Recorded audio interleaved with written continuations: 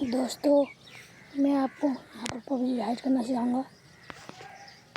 ये आपको इसी के लिए प्ले स्टोर में जाना होगा। फिर इसके बाद आपको यहाँ सर्च के निशान पर सर्च करना होगा।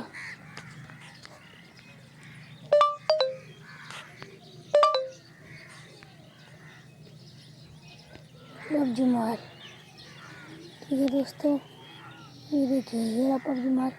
अब मैं इसको आपको हाइड करके दिखाऊंगा। ये देखिए दोस्तों, इसके लिए आपको प्ले स्टोर की सेटिंग में आना होगा। इसके बाद आपको यूजर पेरेंटल कंट्रोल्स में जाना होगा। इसमें आपको ये होंडा बना होगा, इस पर आगे जो पिन चाहो डालना होगा। ये मैंने 1 2 3 4 डाला है। इसे कन्फर्म करना होगा। कन्फर्म कर दिया है। इसमें जाओगे, आप इसे दबाओगे, सेव दबाना होगा। फिर आपको बाहर जाना होगा। ये देखिए यहाँ पर पबजी मोबाइल नहीं है, पबजी मोबाइल हाइड हो गया। भाई दोस्तों, यदि ज़्यादा अच्छा लगा